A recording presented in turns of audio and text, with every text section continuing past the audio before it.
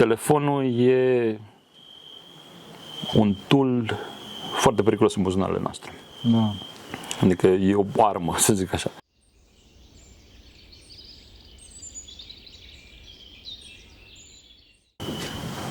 Slavă Tatălui și Fiului Sfântului și acum și purea și în vecii vecilor. Amin. Pentru că cine Sfinților Părinților noștri, Doamne, Să Hristos și Fiul lui Dumnezeu, miluiește pe noi. Amin. Dragii noștri, sunt aici cu Marius Voilă, pe care îl iubesc foarte mult și cunosc de nu știu câți ani. Mulți. Așa? De obicei, eu nu prezint pe invitații mei, sau mă rog, foarte pe scurt, în clipa de față. Acum eu să-l prezint pe Marius foarte, așa, puțin mai extensiv decât pe ceilalți. De ce? Pentru că o să discutăm cu el o problemă foarte serioasă și avem, voi nu-i vedeți, dar avem în jurul nostru foarte mulți închinători și care ei sunt interesați de problema asta.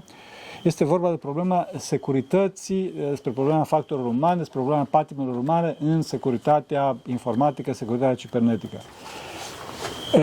Marius, să știți că de mulți ani, tot așa, nu știu câți ani, mulți, este, ce să zic, sysadmin, Linux, specialist în securitate, Google, TomTom, eBay, Rackspace, o mulțime de lucruri, da? Dacă vreți să aflați mult mai multe despre el, căutați-l undeva pe net, așa, că și o să-l găsiți, vă rog. Contează mai puțin asta, nu o să discutăm despre lucruri tehnice, o să discutăm despre lucruri duhovnicești, despre lucruri legate de Dumnezeu și despre patimile umane în lumea asta informatică. Și acum, fraților, din păcate, cum discutam puțin înainte cu băieții, cu ceilalți, nu spuneți că nu aveți tangență cu lumea informatică și cu securitatea, pentru că dacă aveți un celular, aveți tangență cu informatica, aveți tangență cu securitatea, fără măcar să o știți. Fără măcar să o știți. Și prima întrebare, eu am chiar un laptop, pentru prima dată am un laptop, mă rog, după Sorin Gadola, am un laptop în care am adunat întrebările de la băieți, nu sunt întrebări dure sau așa mai departe, dar ca să clarificăm anumite lucruri pe care cei mai mulți dintre voi nu le știu, din cauza asta și l-am prezentat pe Marius și ca să aveți încredere în ce spune el, că lucrurile sunt foarte serioase. Și cum spunea prima întrebare, Marius, și spune asta ca la spovedanie, efectiv ca la spovedanie, deci gândul meu este, povestie din punct de vedere profesional, bineînțeles, eu cred că cea mai mare vulnerabilitate a unui sistem informatic, cred că e factorul uman, că e omul nemulțumit, femeia de serviciu. Poți să spui ceva pe tema asta? Da, într-adevăr, ca în orice sistem, ca și într-o familie, omul e cel care poate să fie problematic. Orice sistem e construit de om pentru om. Și într-un final, într-o companie, într-un sistem cibernetic, într-un sistem informatic, orice om care nu e mulțumit de situația lui financiară, de jobul care îl are, de cum se comportă lumea cu el, poate să dea în vileag lucruri voit sau nevoit. Da. Unii oameni vorbesc mai mult decât e nevoie să vorbească, au discuții la o bere, într-un bar vorbesc despre niște strategii, de exemplu, ale corporațiilor lor, pentru că cred că nimeni nu aude, oricând poate fi ascultați. Și atunci, automat, există leak-uri, cum se numesc, scurgeri de informații în anumite părți, care uneori sunt voite. De exemplu, lansarea unui anumit telefon mobil, cineva pierde un telefon mobil într-un bar, altcineva îl găsește și apare pe internet, și mai sunt cele care nu sunt voite, sunt din greșeală. Cum ziceam, la o bere, sau o femeie de serviciu poate fi una dintre cele mai mari vulnerabilități într-o companie, pentru că are acces peste tot. Chiar dacă nu multă lume dă importanță chestia asta, e unul dintre angajații care ai vrea să-l plătești de ajuns de mult încât să nu să-ți cauze probleme. Dar în același timp, oricine poate să, chiar dacă are un nivel de acces foarte jos, vezi Snowden, era unul dintre tehnicienii nu cu un acces foarte înalt la NSA și totuși a reușit să adune date care poate să cauzeze destul de mult rău. Dar în același timp, nu doar plătindu-i poți să ajuți pe oamenii ăștia să fie cu tine, să le câștigi încredere. Încrederea și dragoste, adică să le dai timp să... Cum ziceam, ca într-o familie. Da, ca într-o familie, da. Da. Pentru că de ce am pus întrebarea asta? Pentru că, în general, oameni de prin filme și mai departe au ideea că, deci hackerul e ăla care butonează și încearcă să... Da. Hackerul nu e ca în filme, nu stăm 7000 de secunde și spargem un server, nu se întâmplă tâc, se întâmplă 6 luni, 7 luni, 8 luni, 9 luni de research, ne uităm la cod, scriem cod, încercăm vulnerabilități și cea mai mare vulnerabilitate în 99% de cazuri este om. Calculatorul are o căruță de vulnerabilități, dar cel mai ușor și cel mai ieftin e om. De exemplu, să spargi o parolă, cât de mică ar fi ea. Bine, în zilele noastre avem cloud-ul care ne ajută să scalăm mai mult. Dar dacă ar fi să o folosim local, costă un pic mai mult decât să te duci să pui 3 întrebări la cineva sau să asculți o conversație între două femei în autobuz sau... Bine, targetate, știind că persoana respectivă lucrează acolo și vrei să înțelegi un pic care e dinamica firmei. În general, oamenii vorbesc, cum ziceam, mai mult decât trebuie. Așa ca mine. Bun. Da, și eu cred că unul din principalele patimi pe care hackerii le exploatează este curiozitatea. Curiozitatea e iubirea de slavă de șartă, de a merge pe site-uri, de a vedea toate astea. Sau, de exemplu, într-unele dintre pentesturile făcute acum vreo 3 luni, a fost teste de penetrare, adică să intre pe un site. Da, companiile te angajează, respectiv firma pentru care lucrezi ne angajează, să găsim anumite vulnerabilități. Vulnerabilitățile astea sunt la nivel informațional, adică un laptop, un telefon mobil, un fax, chiar și faxurile pot fi foarte inteligente și ele au SSH, sau personalități, oameni care sunt, cum ziceam, cel mai ușor de exploatat. Și atunci s-a întâmplat, de exemplu, șeful IT-ului, șeful securității zicea că ei sunt impenetrabili. O falsă idee de securitate, pentru că nu există așa ceva. Tot ce poți face pe partea de securitate e să faci foarte scump, to make it expensive to be exploited. Adică să faci foarte scump exploatarea ta. Adică deci rezultatul să nu mergi pe efortul de a intra. Exact. E ca și la o casă. Oricâte ziduri ai avea, cineva tot să le sară pe toate, dacă chiar vrea. Ideea e să-l faci atât de scump pentru el, să sară atâtea ziduri, să treacă printre atâția câini, sisteme de armă, încât să nu se merite rezultatul final. Ceea ce se întâmplă și securitate. Și omul zicea că e impenetrabil, din cauza că și eu sunt la fel de mândru ca și el. I-am spus că el o să fie targetul. Întâmplător i-am găsit soția pe Facebook, am văzut că își dorea foarte mult să meargă într-un concediu. El fiind un CISO este cel care se ocupă de securitate într-o companie, la un nivel destul de înalt. În general sunt oameni foarte ocupați în companiile mari, că au foarte mult de muncă. Și atunci i-am trimis un mail targetat cu o ofertă de concediu în zona în care și-ar fi dorit soția lui, conform Facebook-ului. Mulțumim, Facebook. Un mail foarte targetat, cu o ofertă aproape de nerefuzat, ca și preț, ca și timeline. Timeline înseamnă timpul în care s-ar putea el să meargă în concediu. El a dat click, din click s-au exista niște scripturi în browserul lui care i-a furat parola de la AD. AD este sistemul de, în Windows, sistemul de autentificare și unde care să țin userii și toate cele. Mi-am luat parola de la ID și automat am putut să exploatez tot sistemul. La sfârșit să scriu un raport, un minim de 18 pagini, în care explici cum s-a fost exploatată vulnerabilitatea și la sfârșit el făcea scandal mare că o să dea afară persoana care m-a bucurat foarte mult chestia asta. Nu neapărat că o să fie dat afară, că nu o să se dea pe el afară, dar ideea e că îl liniștește așa pe om îi arăți că nu e invulnerabil și nimeni nu e invicibil în lumea asta. Și asta înseamnă că toți oamenii aceștia care merg pe site-uri răufamate sau pe site-uri care au oferte prea bune ca să fie adevărate, foarte probabil că în spate sunt niște exploituri. În general sunt blind exploituri. Ce înseamnă asta? Nu ești targetat tu ca persoană, dimpotrivă tu devii un proxy.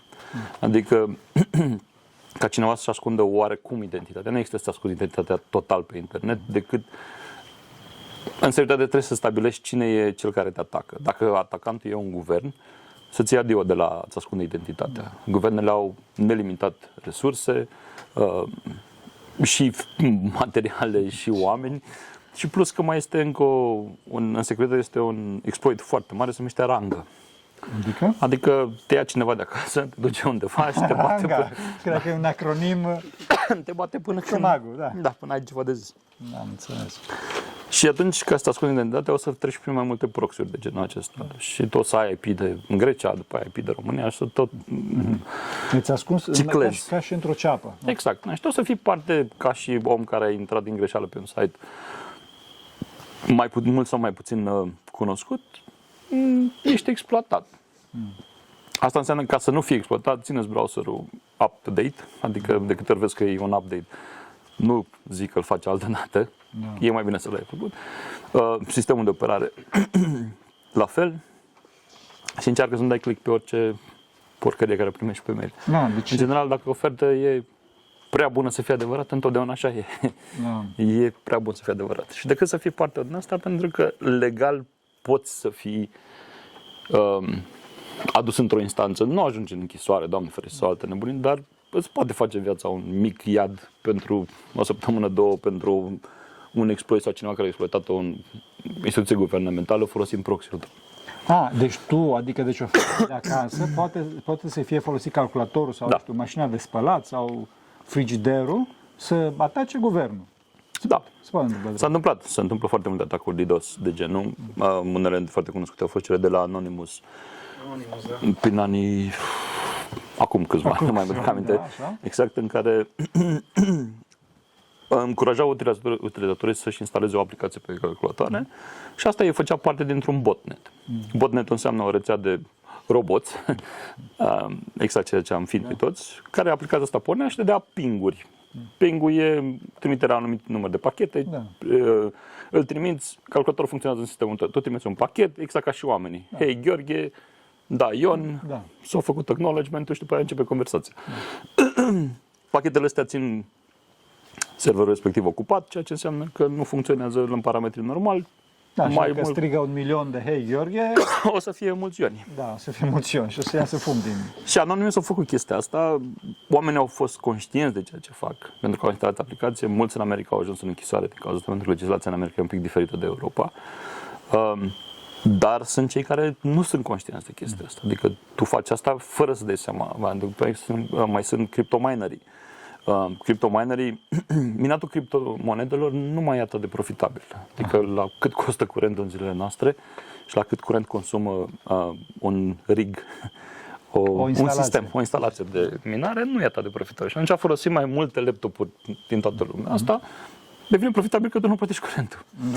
Și atunci se instalează anumiți criptomineri, aplicații minuscule în browser și computerul tău începe să consumă foarte multe resurse. Mulți oameni, necunoscând acest se uite, vede că merge calculatorul și că face trafic. Exact. Și asta provine... Și nu va face bani din chestia asta. Și asta provine din faptul că el navighează pe site-uri pe gratis. Dodge. Nu neapărat gratis, că întotdeauna ideea e, de exemplu, noi cum folosim sistemul, e pentru că și noi știm la rândul ăsta, nici noi n-am dat click pe ceva ce e prea frumos să fie adevărat.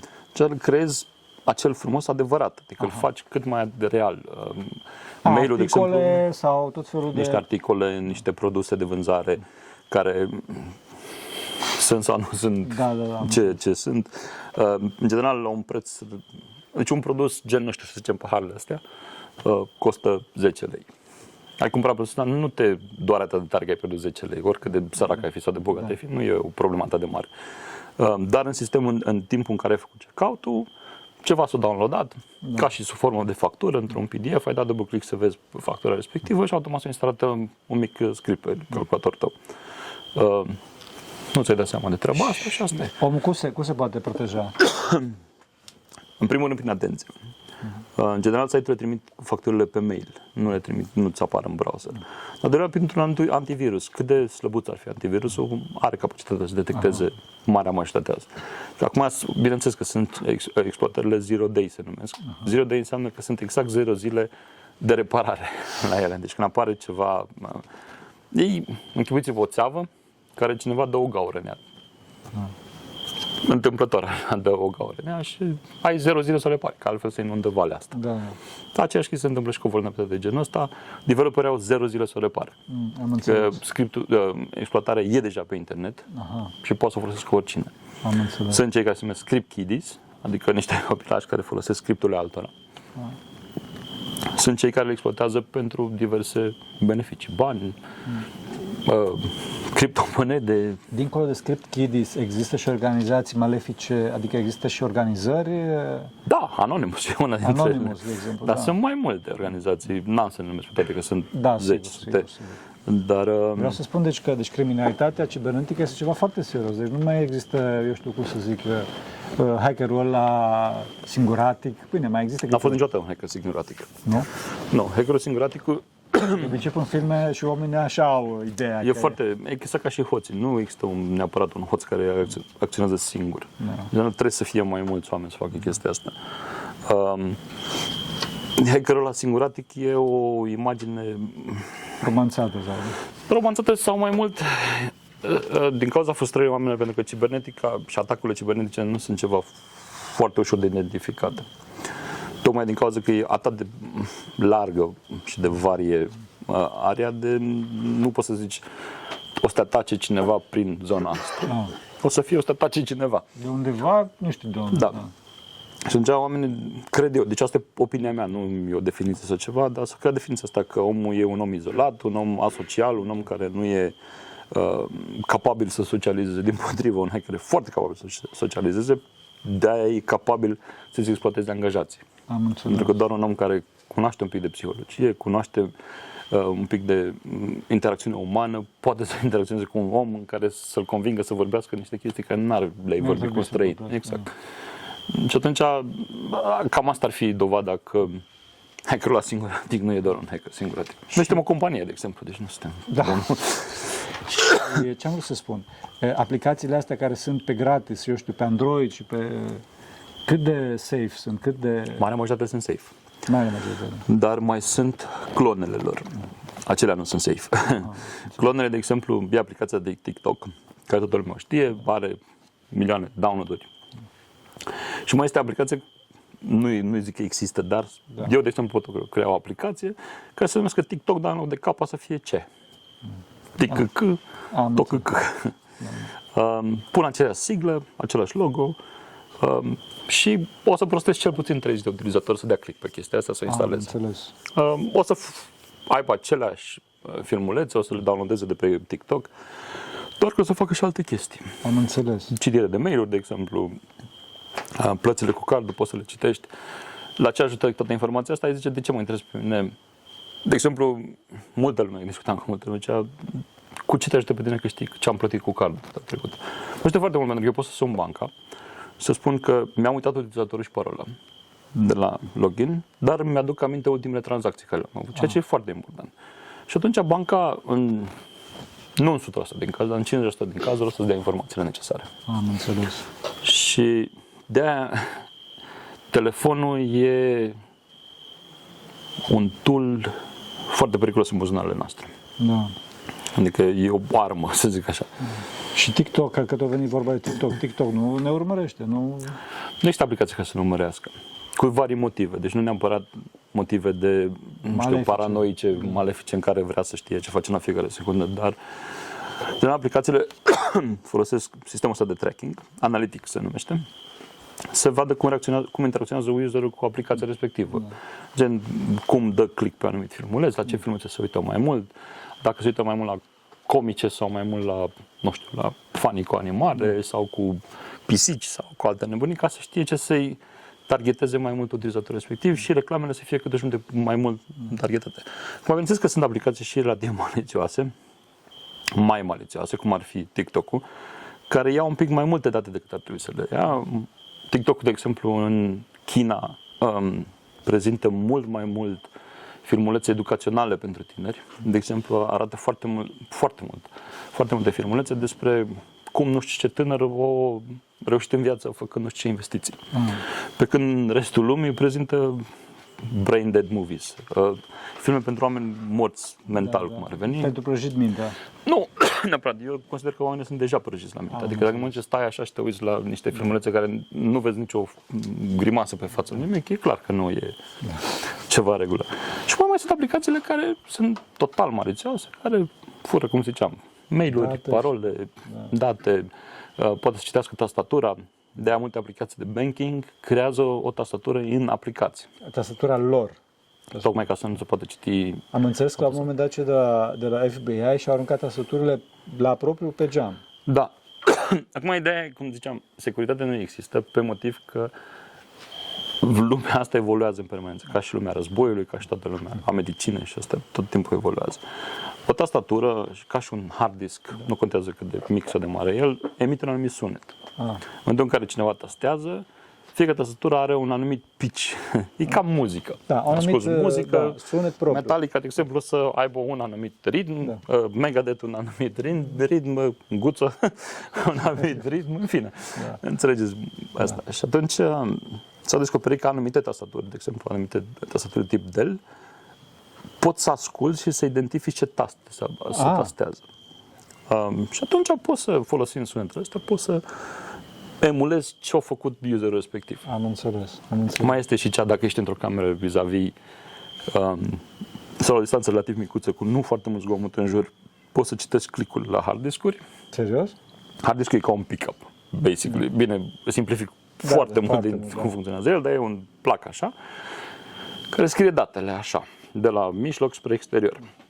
Scrie datele pe ele. Și asta are un cui, efectiv. Și cuiul ăla face un anumit zgomot, o anumită frecvență care poate fi identificat și poți să știi cam ce bit s-au scris acolo. Acum nu vă închipuiți că e mega ușor, de aia vă spun că un hacker nu e ca în filme, gata, le-am furat banii și ne ducem în Bahamas și ne distrăm. Nu.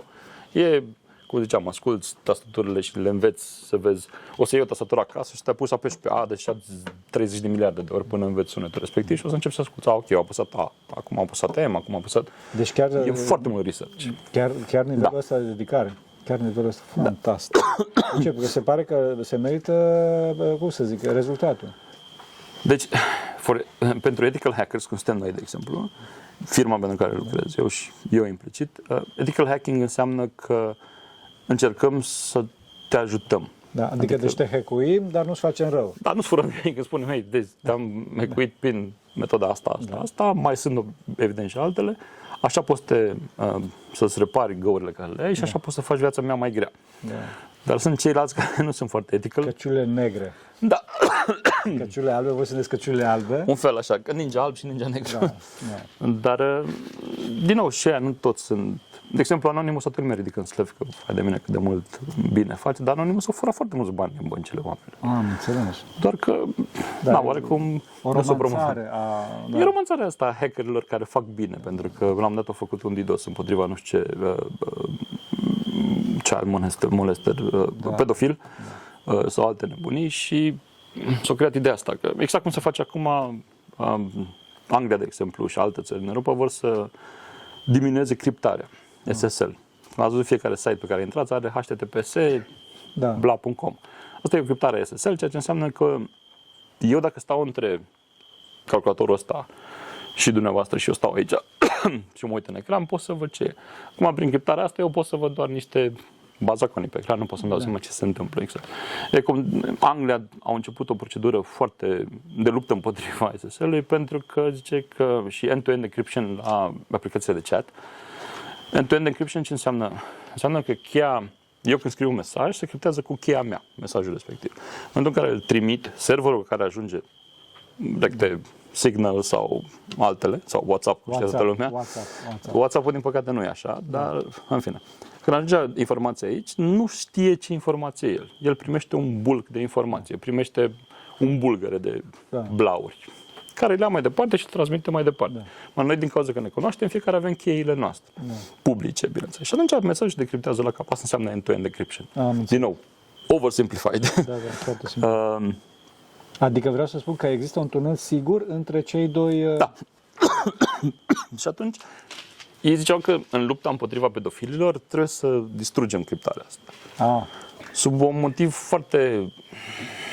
E adevărat că e un domeniu foarte greu și sensibil de discutat.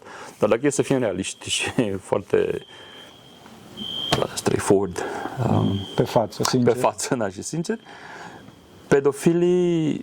A fost, de exemplu, prins un rig de pedofili în Europa acum ceva timp, folosind SMS-uri. O aplicație de SMS care toată lumea o folosește, nu folosește criptare. SMS-ul este ca și o scrisoare scrisă de mână, fără plic. Nu i-a prins nimeni. Deci nu e niciun motiv. Nu i-a prins din cauza SMS-ului, i-a prins din cauza că cineva i-a dat în vileag la un moment dat. Ceea ce arată încă o dată că nu e nevoie să distrugem criptarea, da. e nevoie să începem să urmărim anumite chestii. Am înțeles. Dar din păcate, oamenii nefiind informați, pentru că nu stă nimeni să informeze. Fiecare țară are un minister al ciberneticii, să numim așa, dar nu stă nimeni să informeze pe om Am înțeles. de ce și cum să folosesc anumite chestii. Și pentru că toată lumea crede că un hacker, cu multă lume care vorbeam, cu ce te ocupi? Ești hacker. Tu spargi bănci. Nu sparg. Dacă aș sparge bănci, probabil n-aș fi aici, aș fi undeva în Bahamas, m-aș distra și eu. Sau, nu știu. Nu există, ca și hoții, nu neapărat toți hoții sunt răi. De exemplu, Mercedes sau alte companii angajează un hoț să-i spargă mașina ca să vadă pe unde și cum, ca să poată să îmbunătățească sistemul de securitate. Da. O altă întrebare. Hai că pe YouTube mai înțelegi că sunt reclame, dar WhatsApp, de exemplu, sau alte, n-au reclame. Ăștia au nevoie de niște servere foarte serioase. WhatsApp e pe gratis. Nimic nu e gratis. Exact asta. Pe lumea asta nimic nu este gratis. WhatsApp-ul e deținut în momentul de față de Facebook. Și WhatsApp-ul e... Dacă WhatsApp-ul când a fost cumpărat de Facebook, a fost o, să zicem, o companie independentă. Acum nu mai este o companie independentă. Și are o legătură foarte strânsă cu Facebook. Și se poate întâmpla o conversație, că de-aia WhatsApp-ul nu e end-to-end encrypted, pentru că s-a întâmplat chiar mie cu tatăl meu acum ceva timp și am mai avut și alți prieteni. După aia am început să facem experimente cu chestia asta. Discutam, noi am cumpărat o casă la țară în România, long story short, noi locuiam în Olanda, am cumpărat o casă în România și tata s-a ocupat pe acolo și discutam despre un topor pe WhatsApp, pe telefon. După care pe Facebook am găsit reclame cu topoare. Știi, hacker, da. Da. Și da, folosesc Facebook. Da. Nu e nimic rău să folosești anumite tool-uri pentru anumite scopuri. E rău să devii dependent de ele. Am înțeles. Deci vrei să spui că de fapt ei folosesc... Tu ești produsul. În momentul în care ceva e gratis, tu ești produsul. Tu ești produsul, da. Fie că e vorba despre... Adică e vorba de un algoritm de recunoaștere a vocii? Recunoașterea vocii, recunoașterea anumitor cuvinte și atunci îți oferă reclame pe tema asta. Și asta... Ideea e... Da, scuze. Și am înțeles că asta nu este numai la WhatsApp, este peste tot. Da. Dar trăim într-o lume în care toate device-urile din jurul nostru ascultă. Am înțeles. Și ne place foarte mult, pentru că e foarte ușor să zici: hei Alexa, căutăm pâine. Da. Hei Siri, sper că nu punește Siri, fă-mi, nu știu, pune alarma pentru mâine dimineață la ora 7:30, în loc să scoți telefonul să scrii chestia asta. S-a creat comoditatea asta și ușurința asta în a face anumite chestii, dar uităm că cu beneficiile astea vin și alte probleme. Exact ca și cu geamuri deschise și discuții foarte tari în casă, poate să cauzeze ca vecinii tăi ori să plângă, ori să audă tot ceea ce vorbește în casă. Da. Au fost cazuri în care, de exemplu, televizoare Samsung au pornit camerele în timpul nopții și au filmat ce s-a întâmplat în casă, remote, și n-au fost exploatate. E pur și simplu, firmware-ul a fost destul de prost scris.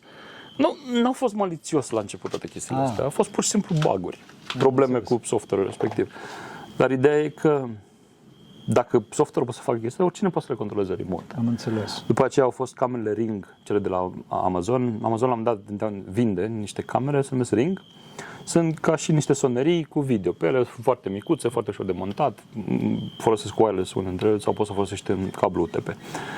Sunt mult mai faine și mai distractive decât o sonerie din aia banală cu ding-dong. Și poți vezi pe telefon când te sună cineva.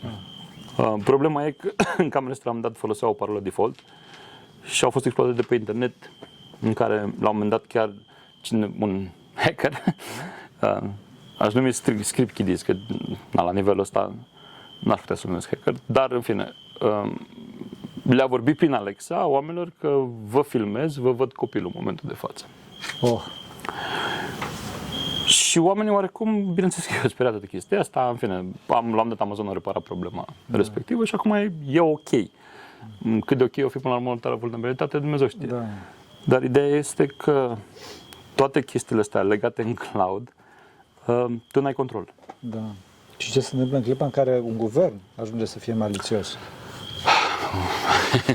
Well, dacă un guvern e malițios, nu ai scăpare. Nici măcar cu cash. Singura scăpare ar fi să te muți undeva în munți, să nu cobori niciodată, să... Grădină? Da. Nici măcar. Pentru că dacă ești targetat, o grădină ar fi foarte ușor de văzut undeva în munți, că nu găsești roșii pe oriunde pe munți. Trebuie să devii un călugăr ascet prin pustie pe undeva prin munți. Deci nu există.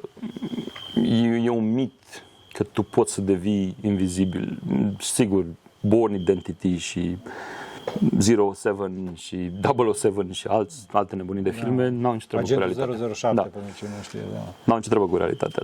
Tu nu poți deveni invizibil. Da. Nu există nici hacker care am ridicat firewall. Nu ridici un firewall, că nu le iei în spate să pui nu știu unde. Îl pornești, e o aplicație care pornește și se ocupă de anumite chestii. Deci nu... Și deci tema asta cu privacy, privațiune pe net... Nu există privacy pe internet, e o alegere ce faci pe internet. De exemplu, sunt anumite business-uri, vorbim de artiști, vorbim de, nu știu, anumite domenii de activitate care au nevoie de reclama asta pe internet, au nevoie să fie acolo.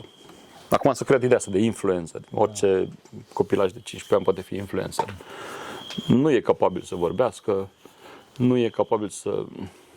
fi capabil să fie un influencer, n-are o experiență de viață sau ceva, dar e un influencer și câștigă niște bănuți în chestia asta. Dar ca artist, de exemplu, nu știu, Andra sau oricine altceva, dacă n-ar fi pe internet, oricât de bine ar cânta, ar atinge un număr mic de oameni relativ. Ne gândim la anii 80, când nu exista internetul și era un pic mai greu. Trebuia să-ți cumpere o casetă sau un LP sau alte nebunii. Pentru asta. Pe când acum e simplu, ești pe YouTube, te vede pe YouTube, gata, Andra e super, nu știu ce, am downloadat o MP3. Și deci în clipa în care se taie accesul la platforma asta, de fapt, colapsează. Da, mulți colapsează, mulți ajung la depresii, mulți ajung la chestii foarte urâte. Dar, din nou, nu toată lumea are nevoie să fie acolo. Viața noastră trebuie să compare cu a influencerului X. Pentru că influencerul X, de exemplu, foarte multe cazuri de influencer care se prostituau în Arabia Saudită, fătuci din ăsta care făceau poze cu mașini super, Ferrari, Lamborghini, nebunii, și contra cost la ce servicii prestau ele, aveau voie să facă niște filmulețe pe TikTok sau pe YouTube cu un Lamborghini, nu știu care, nu mă pice la mașini, n-am permis. Și atunci, tu nu poți să te raportezi la persoana respectivă. Da. Sau e un copilaș, un tip acum pe România, vreo 2 sau 3 mai tineri așa, care vorbesc pe TikTok și pe Facebook cum ei au reușit în viață făcând nu știu ce investiții, au câștigat nu știu câți bani și acum și tu poți să faci la fel. Nu. Trebuie să-ți înțelegi situația ta, trebuie să înțelegi locul în care ești, locul mental în care ești, ești pregătit să faci anumite investiții, ești pregătit să pierzi totul la un moment dat sau nu. Ești destul de puternic mental să faci chestia asta sau nu. Nu oricine e pregătit să facă business. Da. Eu am încercat, n-am fost capabil de așa ceva și nu înseamnă neapărat că toată lumea e așa, dar nu trebuie să ne comparăm. De asta internetul e problematic, pentru că în viața reală nu ne comparăm așa ușor. Da. Apropo de asta, deci cât de periculos este inteligența artificială? Cum o vezi? Foarte periculoasă. Ea în sinea ei, inteligența artificială e bună, creează artă, s-au creat câteva tablouri care tocmai s-au vândut în tablou care credea că au fost pictate de mână, de fapt au fost pictate de un AI. Deci poate face și chestii bune.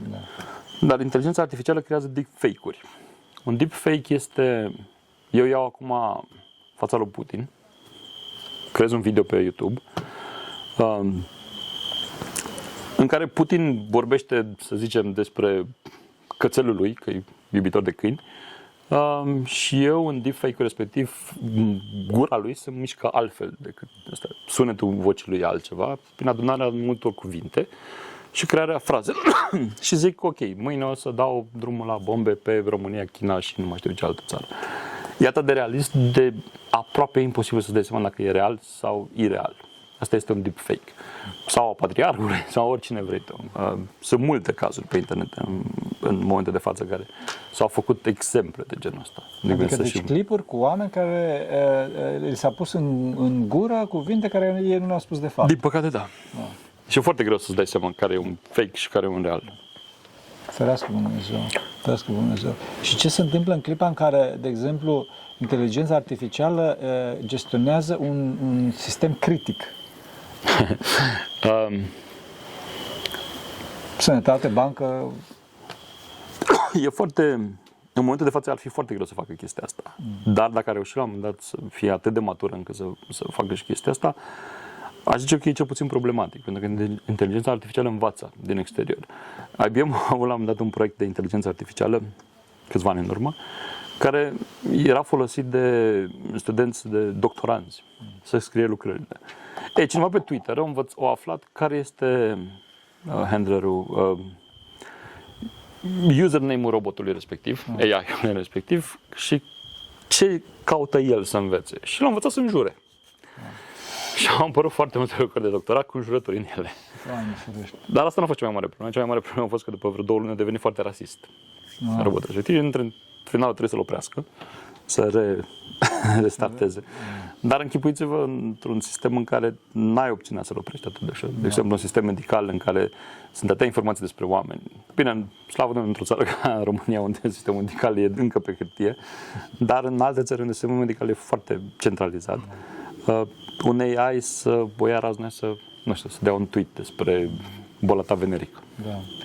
Ce părere ai despre identitatea digitală, faptul că o să se implementeze, că tot ceea ce știm despre om o să fie într-un singur CNP, într-un singur... Acum, e și nu e ceva extra. Adică noi în momentul de față avem un număr. Da. Avem un număr alocat, se numește CNP. Numărul ăsta spune totul despre noi. Date de naștere, sex, preferințe, o căruță de alte chestii. E mult mai centralizat decât am vrea noi să vedem. Ce face o identitate digitală? Doar ia numărul ăsta și mai multe date și le pune pe un chip. Adică le face ușor de scanat, să zic așa, pentru anumite sisteme. Acum...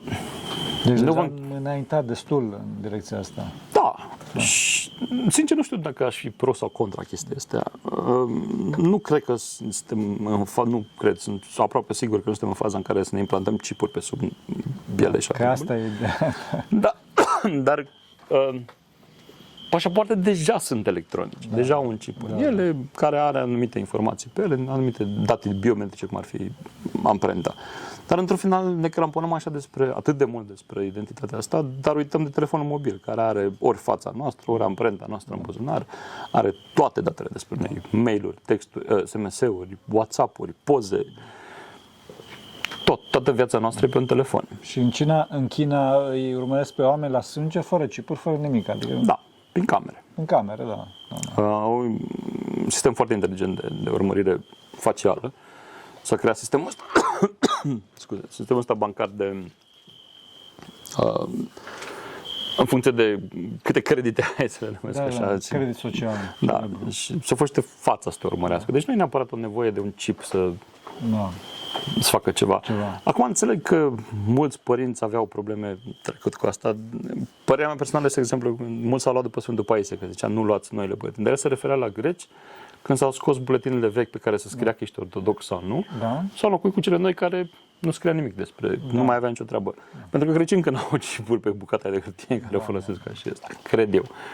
Nu, au. Deci, nu știu pe buletin, dar pe pașaport. Pe pașaport, da. Pe pașaport există chip. Pe pașaport, da, dar și la noi există de ceva timp. Dar cred că problema trebuie să fie mai mare cât de multe date dăm pe gratis, decât, să zic așa, identitatea asta digitală. Și pe intenții. Care sunt intențiile? Acolo cred că problema cea mare. Acum, intențiile, din nou, niciodată nu o să le știi intențiile unui guvern, ce vrea un guvern cu tine, de ce vrea. E clar că nu vrea să te piardă de tot, pentru că într-un final guvernul trăiește pe noi, să zic așa, adică noi plătim taxe și impozite. Și din voturile tale. Exact. Sau economice sau politice. Voturile. Spun voturi, nu neapărat voturi politice și asta, dar voturi economice, adică plătești taxele. Cum că se lucrează mult la centralizarea chestiilor astea și ușurarea mai mult. E adevărat, din nou, n-aș vrea să zic că e ceva rău sau ceva bun. Din nou, cred totuși că trebuie să ne cramponăm mai mult despre faptul că nu avem un sistem digital medical care ar fi mult mai util. De exemplu, să te muți de la un doctor de familie la altul. când te duci la celălalt o să știe totul despre tine, în momentul în care ai intrat acolo, ce da, ok, ai avut asta, nu să te întrebe, ai avut și din asta? Am avut, sau n-am avut, nu mai mi-aduc aminte, că am fost prea mic sau chestii de genul ăsta. Și deci problema este de fapt dacă toate aceste date intră în, cum spune, mâini străine. Nu? Pe ele nu sunt atât de ușor de intrat în mâini străine, adică nu vă închipuiți orice om cu un scanner poate să scaneze buletinul să ia datele respective. Exact cum s-a creat și nebunia asta în pandemie, văzusem, am dat niște clipuri pe net, am rămas super mic cu oameni care ziceau nu vreau să-mi iei temperatura pentru că îmi scanez datele din buletin. Da, sau că ești vaccinat, dacă ești vaccinat ți se pune Bluetooth sau lucruri de genul ăsta. Adică s-au ajuns la niște aberații în sensul că adică dacă am ajuns la nivelul de lipsă de logică și de creier, eu zic că avem alte probleme decât că avem un chip în buletin. Adică ți se poate injecta printr-un vaccin anticovid sau prin orice alte vaccin un chip. Nu. Nu sunt la nivelul de miniaturizare atât de mare încât să putem să facem chestia asta. Aș vrea să fim la nivelul de miniaturizare, să avem nanoboți în care a rezolvat cancerul și alte nebunii, dar nu suntem la nivelul ăla. Da. Și mă gândesc că principalul lucru nu este miniaturizare, ci este antena, adică fel de comunicare. Baterii, fel de comunicare, miniaturizare, sunt mult mai multe care se leagă întotdeauna. Nu numai tranzistorii. Pentru că oamenii zic că da, că nu mă vaccinez, că îmi bagă chipul și bagă pecetă. Și... Nu te vaccina din alte motive, dar nu asta e motivul. Și pecetea, într-un final, din nou... Lepădarea ta de Hristos. Da, nu știu niciun legătură cu știu ce chip ai tu în tine. Da, exact. Că n-am văzut pe niciune, n-am citit prea mult la Biblie, să zic că sunt mare cunoscător, dar n-am văzut nimic despre chipuri pe acolo. Da. Nici despre Intel, nici despre AMD-uri, nici despre nimic. Nici despre, cum spune, ARM, nu? Bun, și era interesant să vezi că anumiți părinți care luptau împotriva chipurilor aveau pașapoarte biometrice. Da. Adică cu chip în ele, sau un telefon mobil și o făceau pe YouTube. Da. Plin cu chipuri. Peste tot. Și mașina are nu știu câte chipuri, zeci de chipuri. Deci, lipsă de cunoștință, să zic așa. Da, asta este. Da, o întrebare așa din public care au spus-o băieții mai înainte. Care este mai sigur, iOS sau Android? Pentru că a fost un scandal acum, nu știu dacă știi, în Senatul Statelor Unite, referitor la Facebook și toate astea, că Android și-a ridicat nivelul de securitate. iOS. Da și nu. Asta a fost mai mult pentru că Apple se mută destul de mult în direcția reclamelor. Destul de mult. Facebook e un concurent în toată povestea asta. Și părerea mea personală, din nou, nu cred că nu sunt în temă neapărat, cum ziceam, domeniul meu e total diferit de cel de business și de ce asta, dar eu așa aș face dacă aș fi, aș încerca să sugrum cât mai mult pe toată lumea. Am înțeles. Care mi-ar putea omorâ business-ul. Apple fiind o companie care își permite să facă asta, e una dintre cele mai mari companii din lume la momentul de față. Ca și securitate, Apple are avantajul de a dezvolta un singur device. Un singur telefon, un singur hardware, un singur OS. Toate sunt în casă, in-house, cum să spun. Pe când Android-ul e scris de o companie plus o căsuță de developeri open source, dar pentru milioane de telefoane. Este Samsung, LG, Huawei, bine, Huawei acum sărace pleca pe altă cale, o căruță de telefoane. Sunt multe care nu auzi nimeni de ei, Oppo, OnePlus și alte nebunii. La nivel de securitate, iOS e mai sigur și e folosit de foarte multe instituții guvernamentale, să zic așa. Din cauza că au mutat chipul de securitate e separat de restul. Am înțeles. Și e foarte greu să clonezi. Cum se poate sparge un telefon? Se clonează telefonul, se pune pe alt device și se face brute forcing. Un emulator. Da. Și tot încerci parole până când nimerești parola respectivă. La iOS nu poți să faci chestia asta, pentru că în momentul în care ai luat o clonă, fără chipul respectiv, nu mai funcționează, se șterge.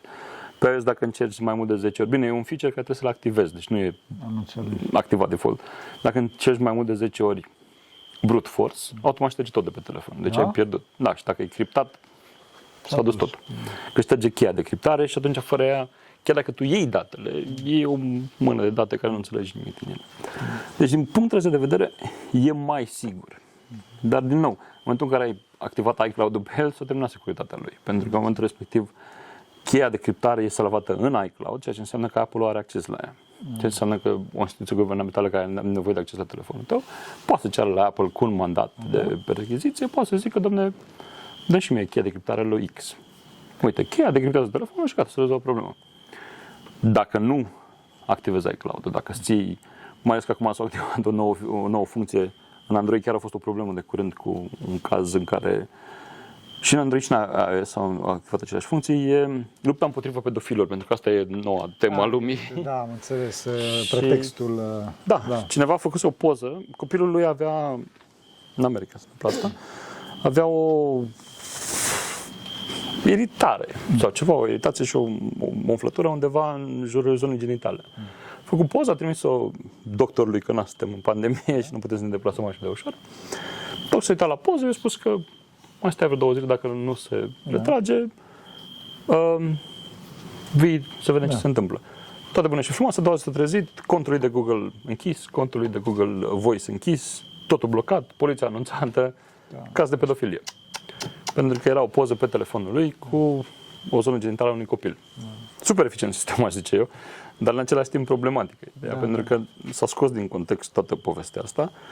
Fiind făcut de un sistem automat, sistemul automat nu înțelege contexte, nu înțelege situații. Un om poate să uite la poza și să zică nu prea pare fi o chestie de pedofil să faci chestia asta, așa? Plus că e legată de un SMS care a fost trimis unui doctor. Deci, e un pic mai complicată toată relaționarea asta dintre obiecte. Bine, până la urmă omul a fost găsit nevinovat, să zic așa, dar contul de Google încă e blocat. Google Voice încă nu e deblocat și trebuie să meargă pe un anumite sisteme. iOS are aceeași chestie, dar doar dacă ai pornită upload-ul în cloud, în iCloud. Aceeași chestie și la Google, la telefoanele cu Android, ai opțiunea să salvezi în Google Drive toate pozele care le faci. Dacă ai chestia asta activată, din nou, nu e încă în Europa, deci nu să nu ia toată lumea razna, gata, oprește asta, dar o să vină și în Europa. Și te trezești fără adresă de mail, te trezești probabil cu poliția la ușă la un moment dat, într-o situație banală. Ai făcut o poză sau pur și simplu ai făcut o poză la botez, că acum la noi așa se întâmplă. La botez faci poze în toate pozițiile la copilul ăla săracu. Nu știu, aia decide altcineva dacă e greșit sau nu chestia asta. Și ajungi la situația la poliție în care trebuie să stai cu subsemnatul. Da, o aberație. Dar poți să scapi de chestia asta dând disable la funcțiile astea. Și ai scăpat, nu mai e o problemă. Deocamdată. Dar doamna, femeia de 40 de ani știe să facă disable? Nu știe, pentru că e mult mai confortabil să ai totul salvat în iCloud sau în Google Drive și în momentul în care ți-ai schimbat telefonul, pac, ai pozele înapoi și nu ți-ai pierdut absolut nimic. E mult mai ok și mult mai convenabilă chestia asta. De-aia spun, m-aș concentra mai mult pe ce am eu în buzunar pe telefon și ce face telefonul decât mamă, buletinul mai are un chip înăuntru. Chipul ăla nu o să aibă GPS în el, nu o să te trecuiască pe unde ai mers, că ai fost în Sfântul Munte și ai stat la Cuș și nu știu unde. Nu. O să fie un chip în care o să conține datele CNP-ul tău, când te-ai născut, când ai... Sau doar CNP-ul, care e cheia de... Poate pentru început o să aibă doar astea, poate mai încolo să adauge mai multe chestii. Da, exact. Dar e vorba asta în engleză, let's cross that bridge when we get there. Hai să trecem podul ăla când ajungem acolo. Nu o să o luăm razna acum, că o să se întâmple, vai de mine, ne dăm foc la case și ne mutăm în munți. Nu o să se întâmple mare brânză, cu când ne mutăm mai mulți în munți, cu atât o să fie targetul mai mare pe munți. Deci nu e... Și, cum ziceam, o poză simplă, banală la un funduleț de copil poate să te aducă în pușcării mai repede decât un buletin cu chip. Da, eu cred că există în biserică, cred că o exagerare în anumite... Din cauza că nu înțelege, nu se înțelege. Nu există cunoștințele de rigoare. Și dacă vă începeți aminte discuția aia ce am avut noi la început, când eu, așa ca și context, am fost ateu o mare perioadă din viața mea. Bineînțeles, ca orice om, o problemă în viață trece lângă Dumnezeu, că vorba Sfântului Paisie, stai lângă un ateu în avion că se prăbușește, se zice ce cruci mari și frumoase face. Nu știu dacă vă începeți aminte, citeam eu, l-am dat în Vechiul Testament și zicea că nu avea voie să mănânce carne de porc. Și mă cam enervase chestia, păi stai un pic, noi suntem cam musulmani, cum adică? Fiind eu ortodox, mă gândeam un pic mai sus decât alții. Și am vorbit, am zis cu părintele, care e faza cu asta? Că nu înțeleg, de ce nu avem voie să mâncăm carne de porc? Și explicația a fost simplă, adică atât de simplă de chiar mă gândeam, bă, da, eu sunt chiar tâmpit, adică am putut gândire asta. Și gândește la contextul timpului respectiv. Cum și noi acum avem atâtea boli la porci, care ne facem acum pentru trichinele, îți faci repede o analiză și după aia mănânci carne de porc, nu mănânci înainte. Atunci nu exista teste de trichinele. Și atunci legile au venit simple, decât să spun, bă, nu mânca porcul dacă are X, Y, Z semne. Și oricum îl mânca, că, suntem oameni. Mai bine nu-l mănânci deloc. Nu, e interzis să faci chestia asta. Deci răspunsul e simplu, aceeași chestie și aici. Biserica n-ar trebui să fie în domeniul ăsta. Adică biserica nu e... Da, peste noapte sunt specialiști în... Mai ales că e trist să o vezi de la oameni care, din nou, telefon mobil în buzunar, pașaport biometric, călătoresc cu avioane, cu mașini frumoșele. Da.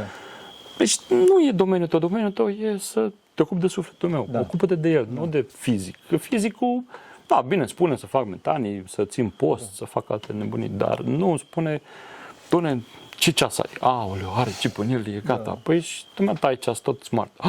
Aoleu, păi na, și tu ți-ai pus pe cetea pe mână, acum ce faci?